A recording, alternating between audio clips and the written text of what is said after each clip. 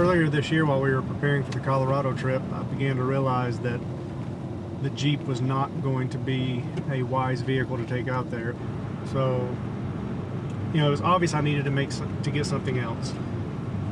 I chose the Land Cruiser, or the LX470, for several reasons. It took a long time to get there. And the only reason the Land Cruiser won out was because of size, because I do have 3 kids, and it has the 2 seats in the back for an optional 3rd row if you want it. And with the family of 5, there's a lot of gear that comes along with it. The Land Cruiser had the towing capacity. It had the V8, which I really like. The specific 2006 had an extra speed in the transmission, so I like that for towing. And it still is a well-known off-road vehicle. And those were the main deciding factors in getting it. But with those things, those positives, also came some negatives. My favorite thing about it is the size. My least favorite thing about it is the size. Especially here in Kentucky, there's a lot of trees along the trail, a lot of brush, and some of the trails are really, really tight. I got to experience that firsthand here recently.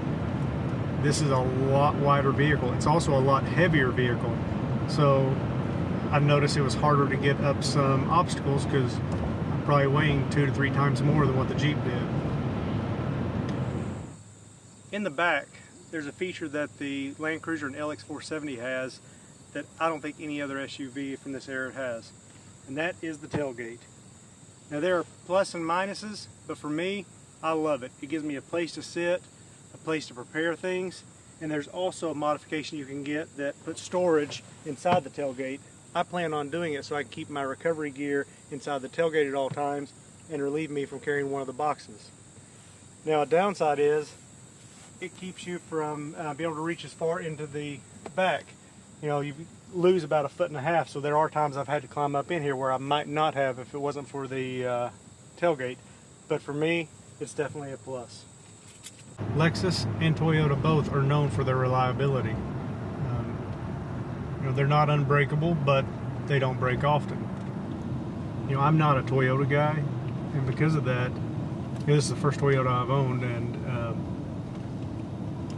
everybody that has a Land Cruiser seems to be a fanatic or a fanboy or whatever you call it. And I love it, but I think they make it out to be more invincible than it really is. At the end of the day, this is still a 12-year-old vehicle, and there are going to be repairs and upkeep that you have to take, and because it is a Land Cruiser, they can be a little more expensive.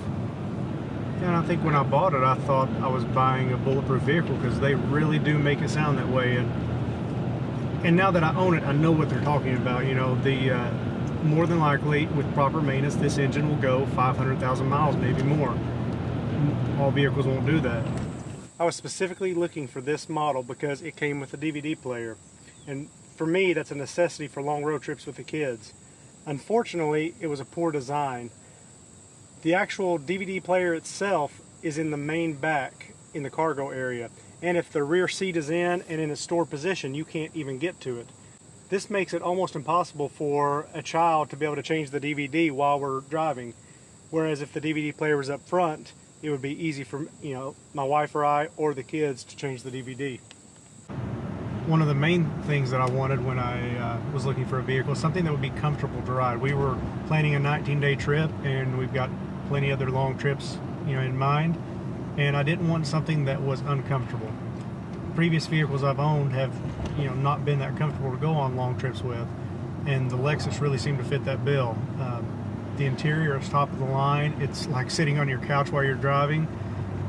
I've got the AHC, which is a hydraulic suspension, which even the worst washboard roads, it made it so smooth. Because of that, I didn't need to purchase a lift. With a push of a button, I can raise or lower it 3 inches. Now one of the downsides of that is there's a weight limit with it. I actually overloaded the AHC on our trip and had to redistribute the weight on top to try to put as much weight forward as possible. And I've since found out that you can get heavier springs in the back and adjust the torsion bar up front to make up for that difference. So it was a little bit my fault for not knowing, but also it's something that you need to consider if you're going to get one, that if you're going to carry heavy loads, that you're going to have to adjust that some, or plan on riding in low mode. while the AHC gives you great ground clearance, the way they mounted the hitch on these gives you a poor departure angle. Now I'm looking in a way to modifying this to put the hitch to where it comes out through the bumper. When I was towing a trailer, that was by far my limiting factor. Another thing that really attracted me to the Land Cruiser and the Lexus is how quiet it is inside. The insulation on them, it's almost unbelievable. I don't know if you'll be able to hear a difference here, but I don't know if the camera will pick up on that, but we've got wind noise right now from the roof rack, and when you close it, it goes completely away. Before I installed the aftermarket roof rack, it was completely quiet in here. One of the downsides with all Land Cruisers after 98, I believe, is that they have independent front suspension. Now that makes for a nice ride. It's very comfortable. Some downsides that come along with it is I can only lift it so much. And the size tire you can fit is the same whether you add a lift or not. Somewhere between 33 and 35 inches is the largest tire you can put on it, and about 3 to 4 inches as much as you can lift it. The other downside is off-road, it doesn't have the flex that a straight axle would have, and so I lift the front tires a lot off the ground. Luckily it has a track, so when one of the tires lifts, it breaks that tire and the other one gets traction. It's not as good as lockers. I was impressed with how well it did. But I do see lockers in my future, but because I'm daily driving this, I'll have to get either air or electric locker. One thing I was really looking for in a vehicle is something I could buy and with very little modifications be able to use it off-road. A little bit of that was time constraint, but also I kind of like the looks of a stock vehicle. The LX470, I put new tires on it, all terrains, because it had street tires on it, and that was it. I could have been done at that point. Now I chose to take the running boards off, one because I hate the way they look and it gives me a little bit more clearance, but then also I added a front runner roof rack. Not a necessity to go off-road, but it did make it easier, for carrying gear. The Land Cruiser 100 series and LX470 has a decent aftermarket support. Now you will pay more for it because at the end of the day there are not as many Land Cruisers out there as there are Wranglers, for instance. But because these are well-known off-road vehicles, anything you could want for it, there is aftermarket support to do it with.